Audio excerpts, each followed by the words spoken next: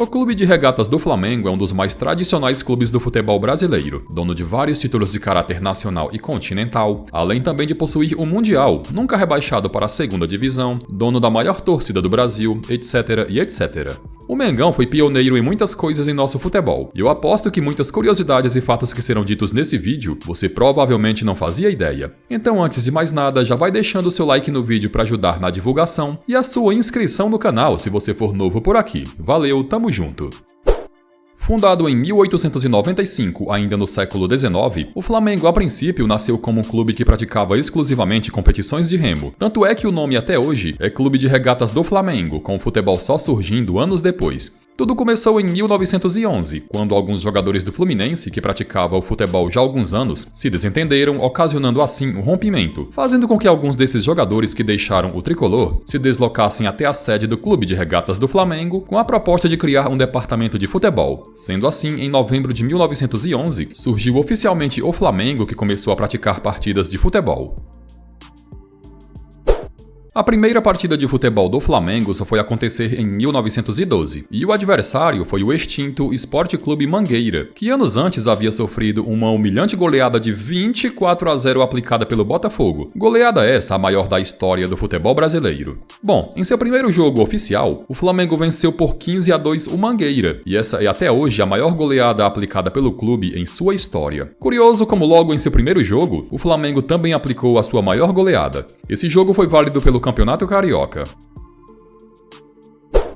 Todo flamenguista e torcedores de outros clubes sabem muito bem que as cores oficiais do Flamengo são o vermelho e o preto, mas o que pouca gente deve saber é que, inicialmente, o clube possuía outras cores nada a ver com as atuais. O azul e o amarelo foram as primeiras cores do Flamengo, com o azul representando o belo céu visto na Guanabara e com o amarelo representando o ouro, símbolo das riquezas em nosso país. Os tecidos para a fabricação dos uniformes para os competidores de remo vinham da Inglaterra, e por conta do elevado custo e pelo fato do clima quente do Rio de Janeiro, além também da alta quantidade de sal na Baía de Guanabara, esses uniformes tinham pouca durabilidade e as cores rapidamente desbotavam. Sendo assim, um tesoureiro do clube sugeriu que as cores fossem abandonadas e o vermelho e o preto, que demonstravam mais resistência ao forte calor carioca e ao sal da Bahia, fossem adotados, o que de prontidão acabou aceito pela diretoria. Outro fator que pode parecer besteira para a mudança de cores foi o fato de que o Flamengo nunca havia vencido uma competição de remo trajando o uniforme ouro-azul, e a partir da mudança para o rubro-negro, os títulos passaram a vir com frequência. O time de futebol não chegou a usar o azul e o amarelo nos primórdios, mas em algumas ocasiões na história recente, uniformes foram criados para relembrar essa origem, como esse de 2010 e esse de 2017.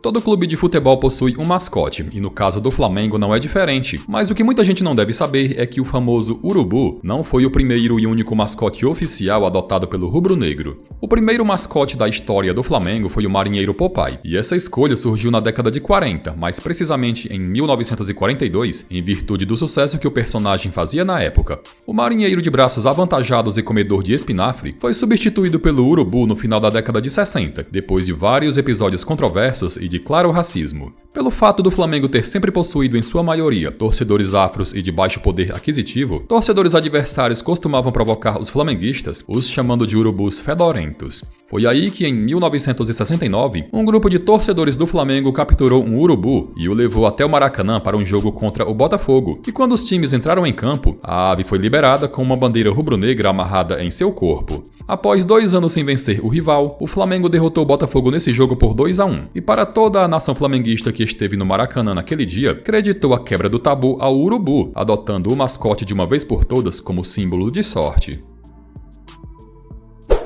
Assim como todo clube de futebol possui um ou mais mascotes, há também de possuir um hino oficial, que trata de enaltecer a história desse clube, mas no caso do Flamengo, o clube possui não só um, mas 2 hinos oficiais. O mais famoso e conhecido, Uma vez Flamengo, sempre Flamengo, Flamengo sempre eu hei de ser, é o meu maior prazer, vê-lo brilhar, seja na terra, seja no mar, foi composto em 1945, e desde então se tornou o mais popular e conhecido não só por torcedores do clube, mas também por adversários. Entretanto, o primeiro hino oficial do Mengão surgiu em 1920 e foi composto por um ex-goleiro do clube. A letra é a seguinte: Flamengo, Flamengo, tua glória é lutar. Flamengo, Flamengo, campeão de terra e mar. Saudemos todos com muito ardor o pavilhão do nosso amor. Preto e encarnado, idolatrado de 1000 campeões, o vencedor.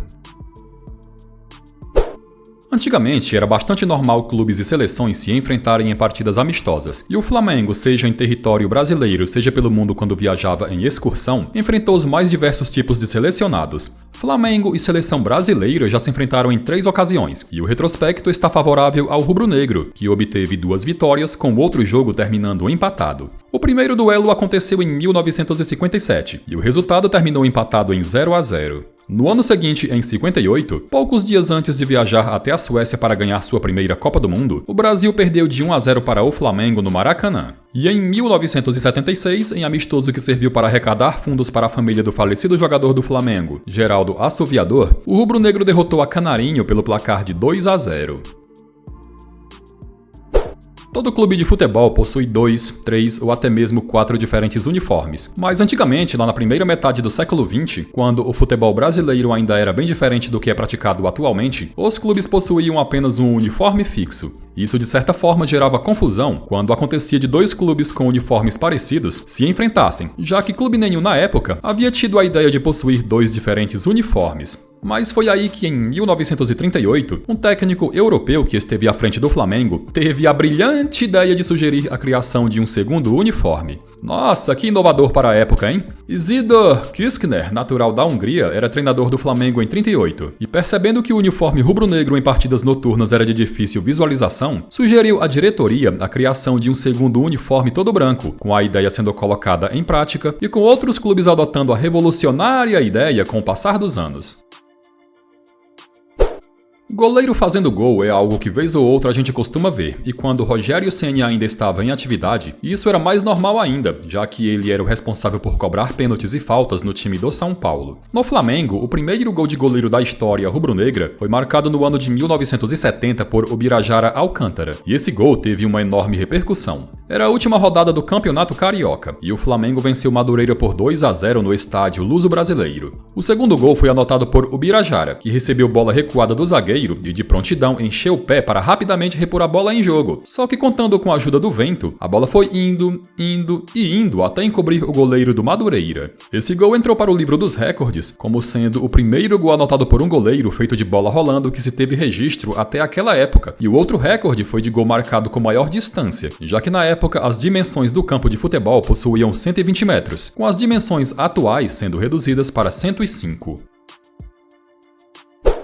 Hoje em dia, uma forma dos clubes sobreviverem é através dos direitos de transmissão, com cotas milionárias de televisão que são, em sua maioria, e em muitas das vezes, mais da metade da arrecadação orçamentária. Mas em tempos passados, cotas de televisão não existiam. E se o seu clube do coração hoje em dia recebe dinheiro da televisão para ter seus jogos transmitidos, agradeça ao Flamengo. O ano era 1977, e na data de 15 de novembro, aconteceu um Fla-Flu no Maracanã, válido pelo Campeonato Brasileiro. Aquele seria o único jogo transmitido para todo o Brasil disponível na grade, e a responsável pela transmissão era a TV Educativa, que ia aos estádios com seus equipamentos e repassava o sinal para as demais emissoras que comercializavam o produto para todo o país. Só que os clubes não ganhavam absolutamente nada, seja da TV Educativa, seja dos demais canais que transmitiam as partidas, e enxergando isso como injusto, o então presidente do Flamengo na época, Márcio Braga, entrou com um interdito proibitório, impedindo a entrada da TV Educativa no Maracanã.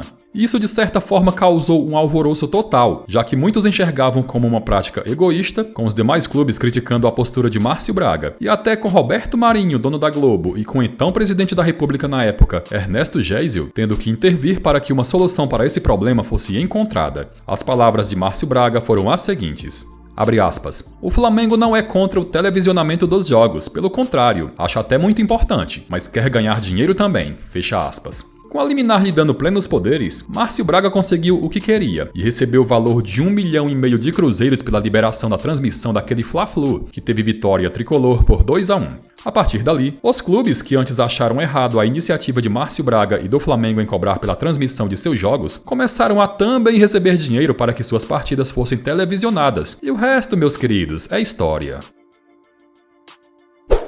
Todo mundo sabe que o Campeonato Brasileiro na era dos pontos corridos, com turno e retorno, passou a ser disputado pela primeira vez em 2003. E naquela época foram 24 o número de equipes participantes, e disputado em 46 rodadas. Desde 2006, o número foi reduzido para 20, quantidade que perdura até os dias atuais. O Flamengo já venceu 3 edições dos pontos corridos até então. E nesse recorte de 2003 para cá, o clube possui feitos e recordes históricos. Em 2009, o Flamengo foi campeão somando 67 pontos, menor pontuação que um campeão alcançou na história até hoje. 10 anos depois, em 2019, o Flamengo foi campeão somando incríveis 90 pontos, maior pontuação da história considerando 20 clubes participantes e com 38 rodadas disputadas. É bem verdade que em 2003 o Cruzeiro somou 100 pontos, mas na ocasião foram disputadas 8 rodadas a mais, algo que obviamente fez toda a diferença. Se pegarmos a pontuação do time mineiro até a 38ª rodada de 2003, a pontuação teria sido de 76 pontos, 14 a menos do que a do incrível Flamengo de 2019.